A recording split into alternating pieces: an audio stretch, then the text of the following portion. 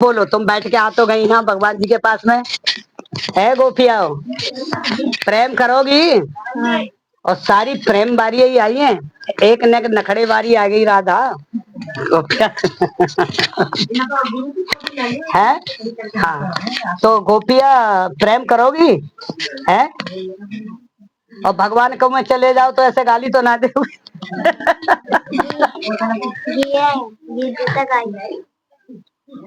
कभी तो नहीं करोगे ऐसे अब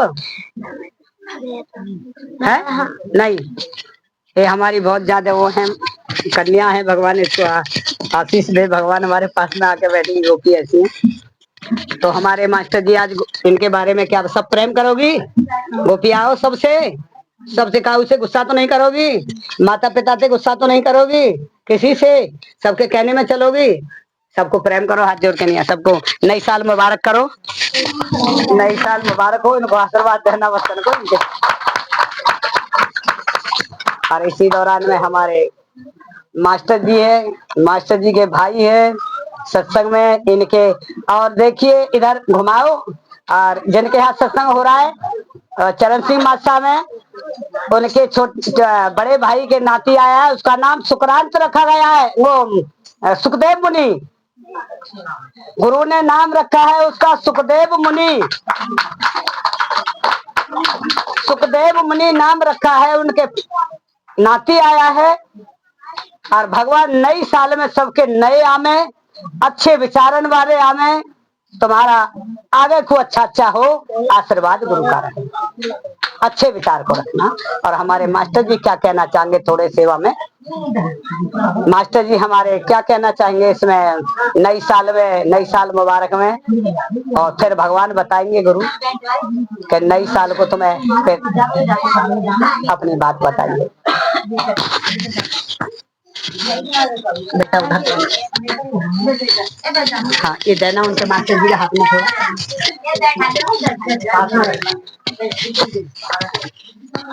सारे इनको सब पूरा को बना ठीक है क्या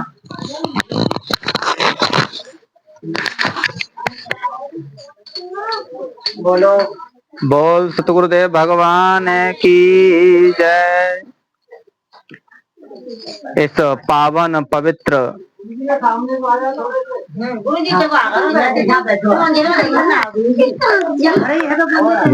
खड़े होके बोल देता हूँ ना कोई नहीं मैं खड़ा होकर ज्यादा गुरु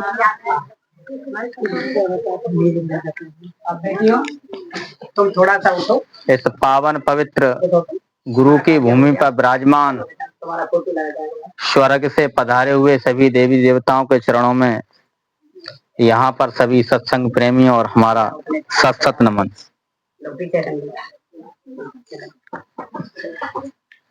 आराम से घर बैठना इस सृष्टि पर हाँ एक फोटो कराना है सबसे सुंदर और सर्वोत्तम जो कार्य है वो सत्संग है। इससे बड़ा सर्वोत्तम काम इस सृष्टि पर कोई है ही नहीं।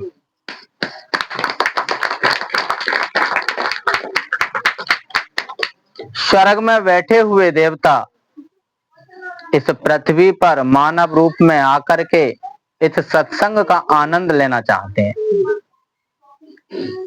लालायित रहते हैं, लेकिन जो शक्ति ईश्वर ने आपको इस सत्संग को सुनने की दी है वो उनके पास नहीं है। तो सभी सत्संग प्रेमियों के लिए हमारा नमन, अभिनंदन और बड़ा आभार आपका, जो आज इतनी बड़ी संख्या में उपस्थित होकर के आज इस सत्संग का रसास्वादन कर रहे हैं। आज नव वर्ष है। नव का मतलब होता है नया। तो आज जो भी कुछ होना है वो नया होना है। तो नया ऐसा भी नहीं हो जो सत्संग में पहले आवे वाकई बिगड़े बन जाए काम सीख राम 15 साल को काम आज विजय भयो। जय हो गुरुदेव भगवान की जय। हे गुरुदेव, हे गुरुदेव, जय हो गुरुदेव। हे गुरुदेव, हे गुरुदेव, मैं अपने को न समझ पा रही। समारो हे गुरुदेव, समारो हे गुरुदेव, समारो समारो अपने को समारो। हे भगवान, हमें काम सत्संग में विश्वास करो। बिल्कुल विश्वास विश्वास करो मैया का भगवान, गर्भधारण विश्वास करो। मैया का आज विश्वास करो। गुरु की कृपा हुई है और आज जना बड़ा काम समझ है और मैया के नाम से फिर ताली बजाओ। मैया अपने को संभाल नहीं पा रही है। शरीर मत मानो, ना विश्वास करो। विश्वास शरीर मत मानो, शरीर मत मानो, बहुत धन्यवाद है। देखो ऐसा विश्वास बढ़ाओ भगवान। बहुत बहुत बधाइयाँ आपके लिए हमारे इनको भी आता और गुरुजी के होगा। आशीष से जो सबके काम पूर्ण हो रहे हैं, विश्वास रखिए ऐसे ही होते रहेंगे।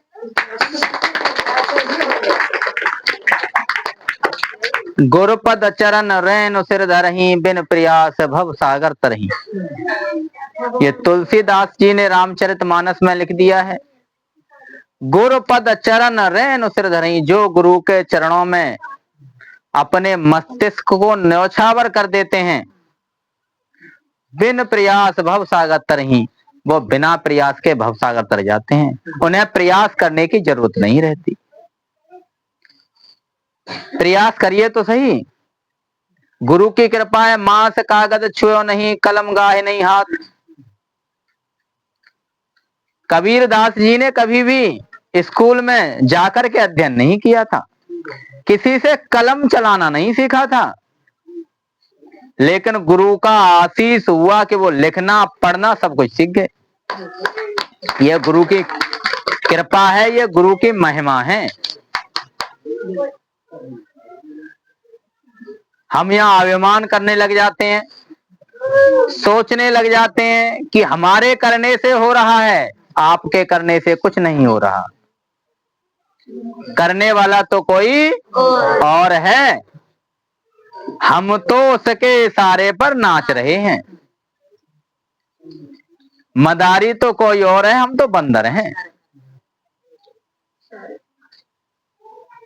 लेकिन हम कभी कभी अभिमान में आकर के सोचने लग जाते हैं कि शायद हम ही इस दुनिया के मदारी हैं। आज घरों में कलह हैं, क्लेश हैं, द्वेष हैं, तो उसका कारण हमारा अहंकार है और कोई नहीं है। और जिस शरण में आज हम बैठे हैं, वह शरण हमें अहंकार मुक्त करने के लिए यहाँ है। ये अहंकार से प्रेम की ओर ले जाने वाला प्रांगण है, जहां पर हम आप और बैठे हैं। यहाँ कुछ नहीं है, यहाँ यही है। यहाँ हम हैं, यहाँ आप हैं, बाकी यहाँ कोई कुछ नहीं है। ईश्वर से लगन लगाना सीखो। आज इतनी बड़ी संख्या में हम बैठे हैं, तो आज हमारी जो बात हो रही है वो सीधे परम पिता परमात्मा से हो रही है, यहाँ बैठ करके।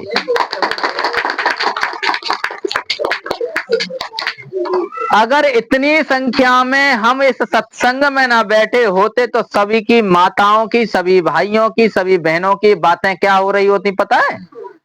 घर की बातें हो रही होती। ईश्वर से लगन नहीं होती, ईश्वर से सीधा प्रेम नहीं होता, ईश्वर से सीधा संवाद नहीं होता। ये माध्यम है गुरु ईश्वर से जोड़ने का। आज से पहले इतनी बड़ी संख्या में कब नहीं बैठे हम? स्टेशन पर जा रहे हो, ट्रेन ना आए, तो वहां इतनी बड़ी संख्या में बैठते हैं। क्या ईश्वर से प्रेम करते हैं आप? बताइए कितने लोग वहां ईश्वर को ध्याते हैं? वहां आपको दिखाई देता है कि ट्रेन आ रही होगी, और जितने भर भी मुसाफिर होते हैं उनसे पूछ रहे होते हैं, बहना कहाँ से आई हो, कहाँ जाना है? लेकिन आए तो वहीं से हैं और जाना भी वहीं है। ये तो एक खेल का मैदान है। कहाँ आए कहाँ चले गए, कहाँ से आना है कहाँ जाना है, न तेरा ठिकाना है न मेरा ठिकाना है। ठिकाना तो उस परमात्मा के शरण में ही है, बाकी दुनिया में कहीं भी ठिकाना नहीं है। हो तो बताओ मुझे कहीं है जी, कहीं है ठिकाना? अगर हर जगह ठिकाना होता तो आज यहाँ गद्दी लगाने की आवश्यकता नहीं होती। ये जो आज गद्दी लगाने की आवश्यकता हुई है वो ईश्वर से मिलने का एक बहाना जो बना है वो गुरु बने हैं। कौन बने हैं? गुरु बने हैं।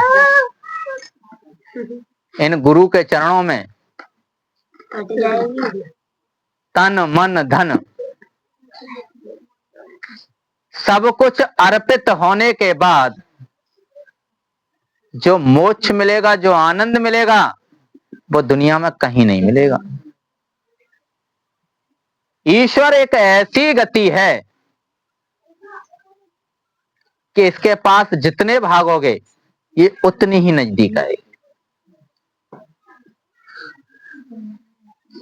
चुम्बक है ईश्वर, गुरु चुम्बक है। लोहा देखा है आपने और चुम्बक देखी है? या तो लोहे को बढ़ाओ या चुम्बक को बढ़ाओ। अगर चुम्बक लोहे के पास जाएगी तो लोहा खिंचेगा, और लोहा चुम्बक के पास जाएगी तो चुम्बक खिंचेगी।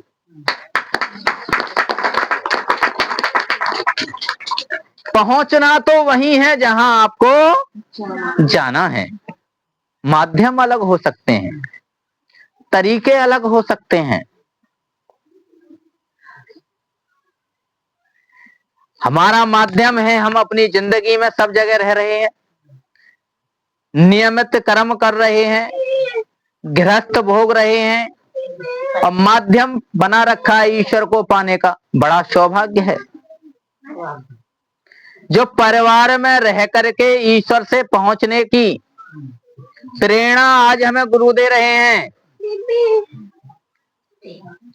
बाकी तो लोग वनों में जिंदगी काट देते हैं, ईश्वर की प्राप्ति नहीं होती। पता नहीं कितने लोगों ने तप करते करते करते करते करते करते अपनी जिंदगी कुर्बान कर दी, लेकिन ईश्वर की प्राप्ति नहीं हुई। लेकिन आप बड़े भाग्यशाली हैं जो आज अपने गृहस्थ को भोगते हुए उस ईश्वर के पास जाने का प्रयत्न कर रहे हैं। इससे बड़ा सौभाग्य कहीं नहीं मिलेगा आपको। अभी सुबह ठंड का टाइम है, अलाव लगा हुआ है, 10-5 लोग हमारे पास बैठे, एक सत्संग प्रेमी हैं, उनके बारे में कुछ कहने लगे कि इसने पूरी जिंदगी सत्संग में निकाल दी, लेकिन इसे लाभ 2 पैसे का नहीं हुआ। देखिए,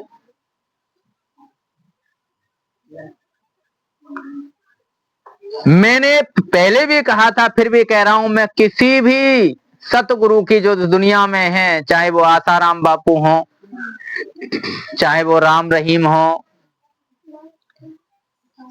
जो गुरु की गद्दी पर बैठे हैं, मैं उनमें भेद नहीं करता कभी। उस परमात्मा ने अगर गद्दी पर बैठाया है तो कुछ ना कुछ दे करके भेजा है। तो वो कह रहे थे तो मैंने उन्हें समझाया, गुरु कोई भी हो, कभी भी वो किसी को अधर्म के रास्ते पे नहीं ले जाते। वे उत्थान से पतन की ओर किसी को नहीं ले जाते, गुरु कोई भी हो। कौन सा ऐसा पिता है, कौन सी ऐसी माँ है जो अपने बुरे से बुरे बेटे के लिए पतन की ओर ले जाए या उसका पतन देखना चाहे? कोई एक माँ बताइए आप। आपका बेटा कितना भी बुरा हो सकता है, आपकी बेटी कितनी भी बुरी हो सकती है, क्या चाहेंगे आप उनका पतन देखें? नहीं देखेंगे ना। ऐसे ही मैंने उन्हें बताया कि गुरु कोई भी हो इनके, लेकिन उन्होंने इनके लिए पतन का रास्ता नहीं दिखाया। पतन का रास्ता तो ये मेरे कर्म और मन से है, ये गुरु की कृपा से नहीं है।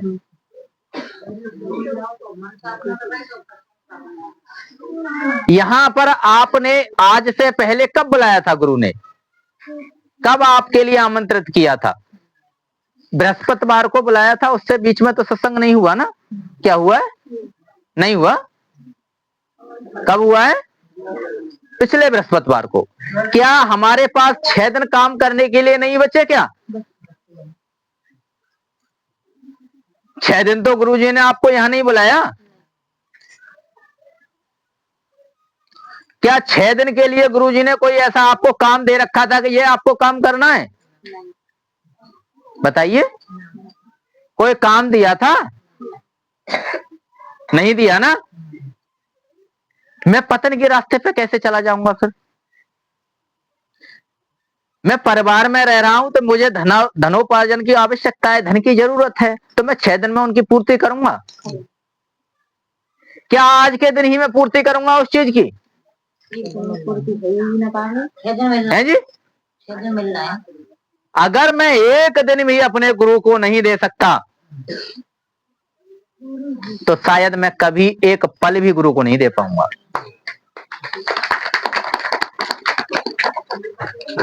ये मन बनाइए, ये प्रण कीजिए, और देने वाला कोई नहीं है। मेरे करने से अगर होता तो मैं आज करोड़पति होता। जितनी छोटी उम्र में पैसा मैंने कमाना शुरू किया है मैं ही जानता हूं, लेकिन उसके बावजूद भी कोठी तो क्या मुझ पे एक प्लॉट नहीं खरीदा गया। अरे मुझे तो बड़ा घमंड था, मैं कोठी बना दूंगा, मेरे पास 4 गाड़ियां होंगी, मेरे पास 4 नौकर होंगे, लेकिन मेरे पास तो कुछ भी नहीं है।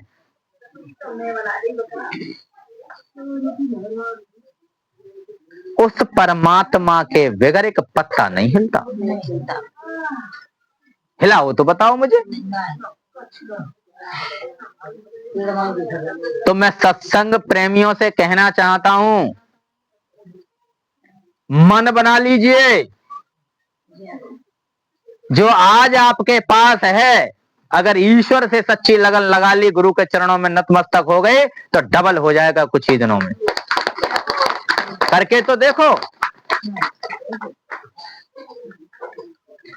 कुछ लोग करके भी पेट नहीं भर पाते और कुछ लोग बैठे बैठे पेट भर पाते हैं। ये उस परमात्मा की लीला है, आपका किया हुआ नहीं है। ये तो उस परमात्मा की महिमा है। ये तो गुरु का आशीर्वाद है। होके देखो समर्पित गुरु के चरणों में, क्या आपको भोजन नहीं मिलेगा? भोजन नहीं मिलेगा? मिलेगा। और जो भी आपकी जो जरूरतें हैं नियमित की, वो भी आपकी पूरी होंगी। बंगले तो नहीं मिलेंगे, गुरु की शरण में आकर के गुरुजी बंगला बनवा देंगे कहीं जाकर के, वो तो बंगले नहीं मिलेंगे। वो बंगले तो तब मिलेंगे जब गुरु से शरण लगाओगे और उसी के अनुरूप काम करोगे। बंगले तो तब मिलेंगे, उससे पहले बंगले मिलने के नहीं है। और ये कृपा है। मैंने कभी सट्टा नहीं लगाया, मैंने कभी जुआ नहीं खेला, लेकिन एक व्यक्ति वो भी है जो सट्टा लगा करके अपना जीव का अर्पित कर रहा है और घर की गाली भी खा रहा है। एक व्यक्ति वो भी है जो दिन रात काम कर रहा है, लेकिन फिर भी उसको उसके जीवन से संबंधित वस्तुएं नहीं मिल पा रही, फिर भी गाली खा रहा है।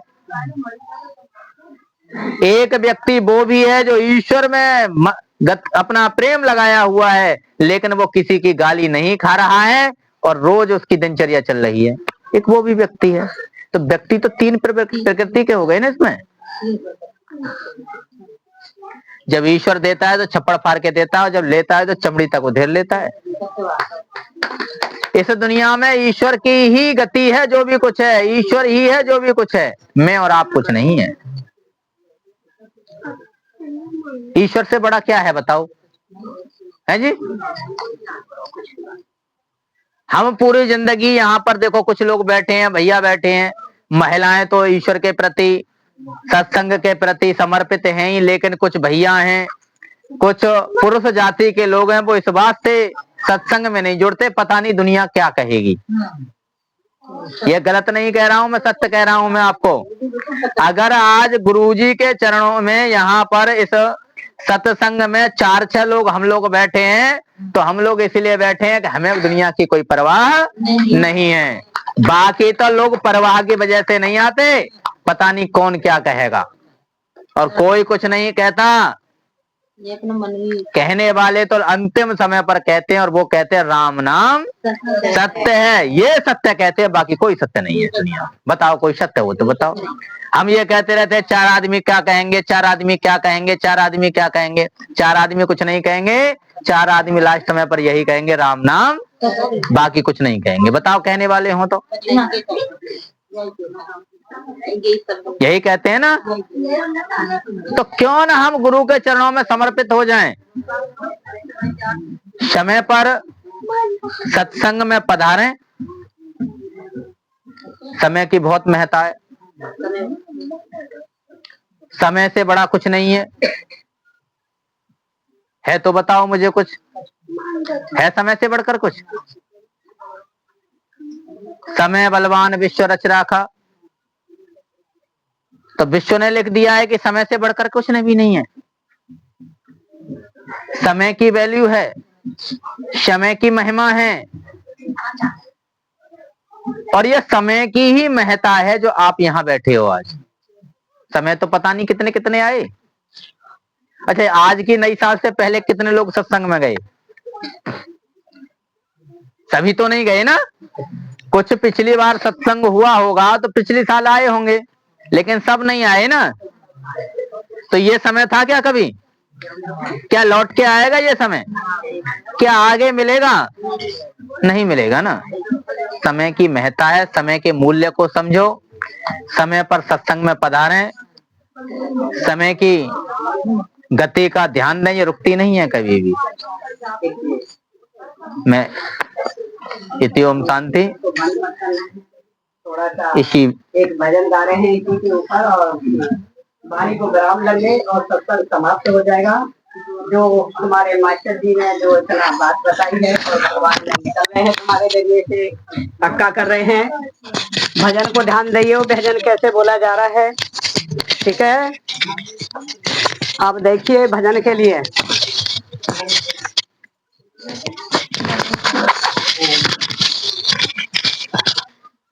मेरे सतगुरु तेरी नौकरी सबसे बढ़िया है, सबसे खरी।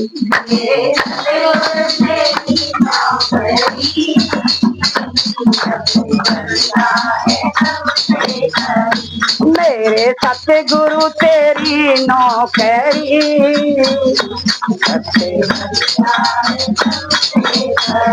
कुछ नसीमी का जब गुल खिला,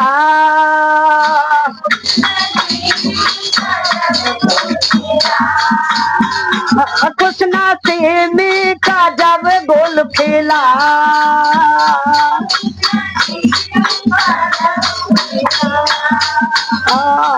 तब कहीं जाके ये दर मिला। कुछ नसीमी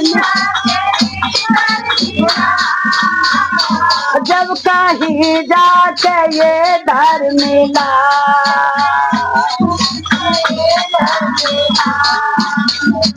मेरे सतगुरु तेरी नौकरी सबसे बढ़िया,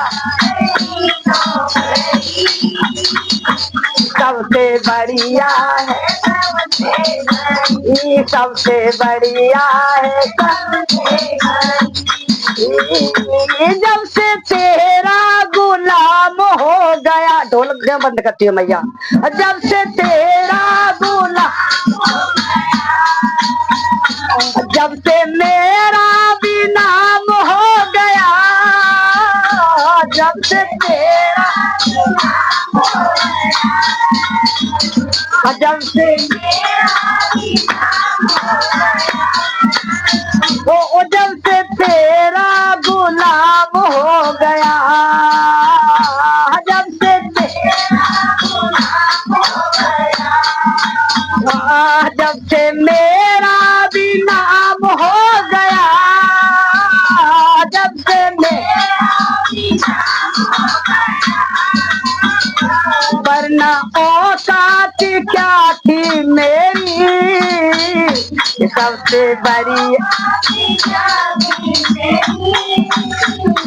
सबसे बढ़िया है, सबसे खरी,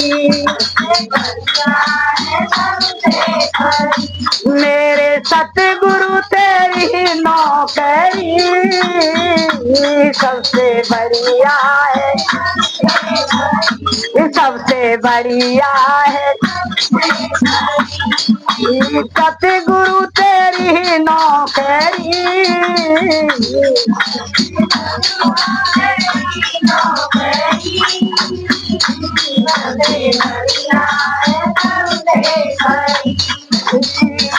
ना मिले तो कोई गम नहीं, ना मिले तो कोई गम नहीं, तेरी तनख्वाह भी कुछ कम नहीं, तेरी तनख्वाह भी कुछ कम नहीं, ना मिले तो कोई गम नहीं,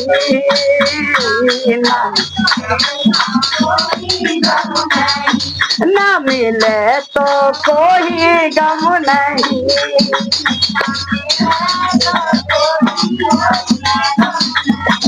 मेरे सतगुरु तेरी नौकरी,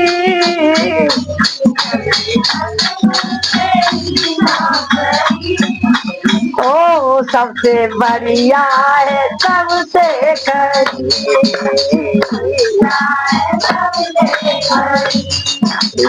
ओ सबसे बढ़िया है,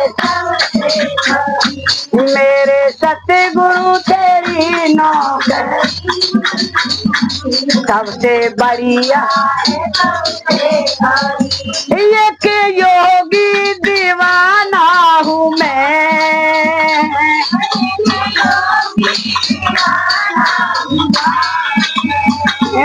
एक योगी दीवाना हूँ मैं,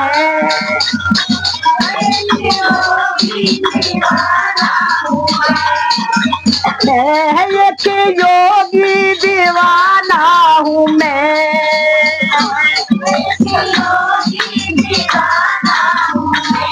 खाक चरणों की चाटता हूँ मैं, खाक चरणों की चाटता हूँ मैं, आखिर इल्तिजा है मेरी, सबसे बढ़िया है,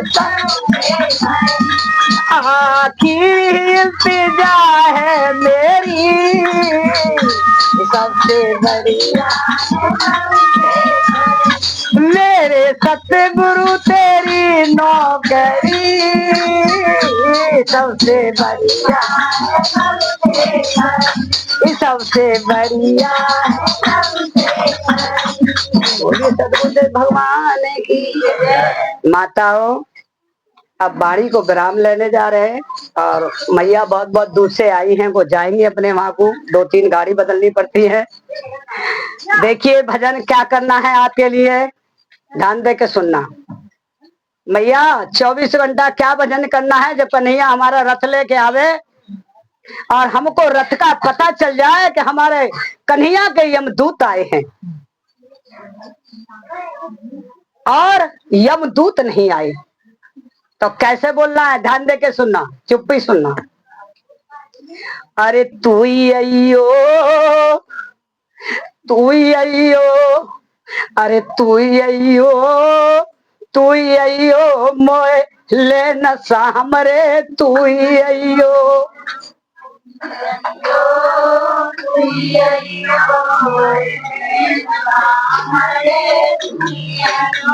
अरे तू ही अयो, तू ही अयो मोए ले न सामरे, तू ही अयो।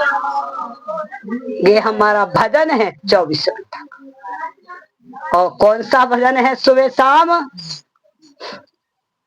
और ऐसी सुबह न आए, आहे न ऐसी शाम, ऐसी सुबह न आए, आहे न ऐसी शाम। मेरे जुबा पे सतगुरु निकले ना तेरा नाम, ऐसी सुबह न आए, आए ना ऐसी शाम। ये भजन है। और अभी ठहरियो, हमारे मास्टर साहब आ रहे हैं। यहाँ चारों भाव का भाव है और कहते हैं कि चारों भाई थे और बड़े प्रेम में रहते थे, और आज 2 भाई हैं, बड़े प्रेम में रहने चाहिए। और सत्संग उनके घर में हो रहा है। मास्टर साहब क्या कहना चाहेंगे? चरण सिंह मास्टर साहब सत्संग को कौन सी उपमा देना चाहेंगे कि सत्संग होना चाहिए और सत्संग सुनना चाहिए? सत्संग क्या चीज है जो अपनी तुम्हारी बाड़ी पे अमल करे? सब कौन सी, जैसे वहां इतना अच्छा बात बताया था तो वो सब देख रहे थे, बहुत अच्छी बाणी बताई थी। और यहाँ खड़े होकर के बताओ कि कौन सी उपमा देना चाहेंगे तुम? और इस सत्संग से कौन सा उपमा देना चाहेंगे सबको जो तारे लोग? मेरी एक मेन बात है कि जैसे फल पक जाता है तो वो मान लो कि अब समाप्त हो गया। आप समझना मेरी गहराई कि जब फल पक जाता है तो वो समाप्त हो जाता है, और जब कच्चा होता है तो उसका इंतजार किया जाता है। और कब तक? जब तक फल पक ना जाए। अब फल को पकने में कितना समय लगता है?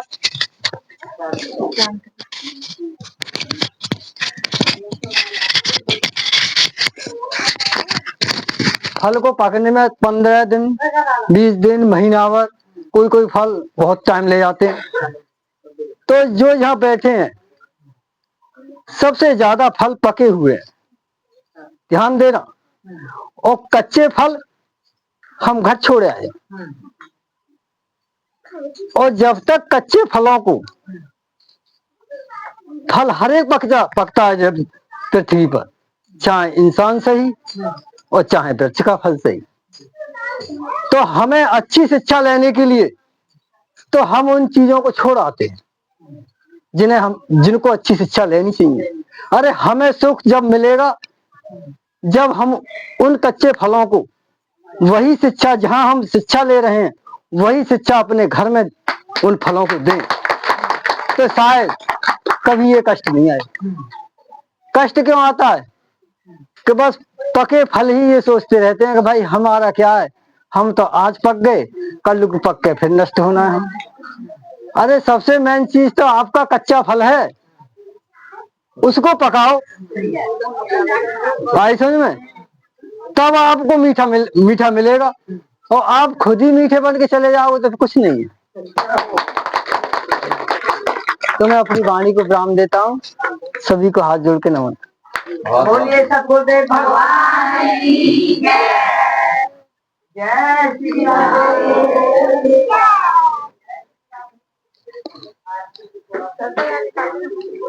का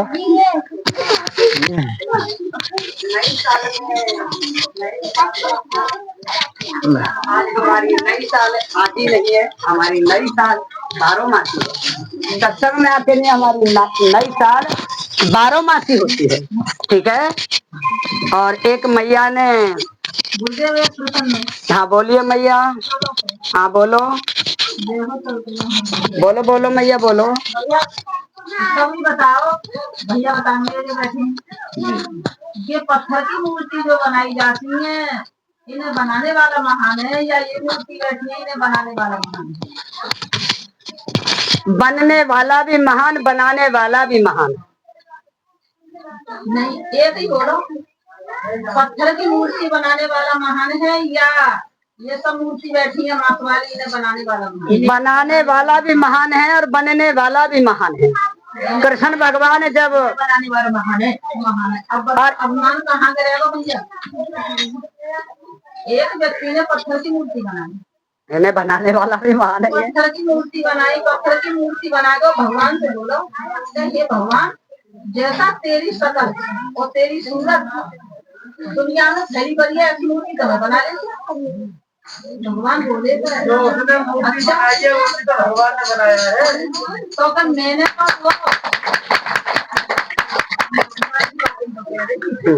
भगवान ने बनाया हाँ, खड़े हो जाते मैया घर।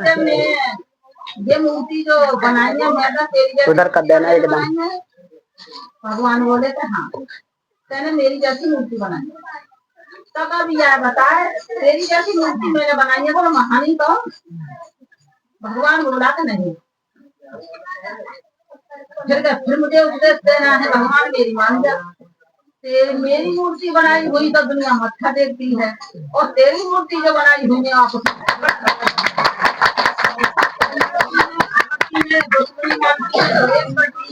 वो सारे काम करते हैं, मेरी बनाई हुई मूर्ति वो वहाँ मत्था टेकती है। भगवान बोले कह तो शक्ति रहा है, परंतु इसके लिए इसका घमंड को हटाना है।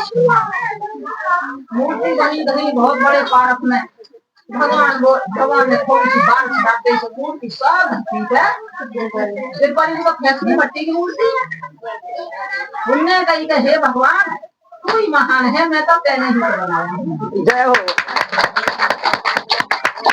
देखिए घमंड मत कर, ये काम मैंने किया और हम नहीं करेंगे, वो तो कराने वाला है। हाँ, तुम जो बोल रहे थे सही बात बोल रहे थे, क्या बोल रहे थे आप बोलिए। बोले ने सही बोली, वो तो भगवान हाँ बिल्कुल सच बोला है, बनाने वाला महान और बनने वाला भी महान। तो बनाने वाला क्या बोले थे? हाँ, मुंह खोलो, डांठा उठाओ, डांठा हटाओ, वहां से डांठा हटाओ, डांठा हटाओ। भगवान को अच्छा नहीं लगता। हाँ क्या बोले? मूर्ति बनाई है, जिसने जो मूर्ति बनाई है उसको भी तो भगवान ने बनाया है, तभी तो उसने मूर्ति बनाई है। जय हो गुरुदेव। बिल्कुल वचन सबके सत्य है, वचन में कोई धोखा नहीं है। तो बोलिए, अब जा रहे हैं, आरती कर लो मैया, आरती कर लो, आरती करो मैया, आरती करो, आरती आरती लो।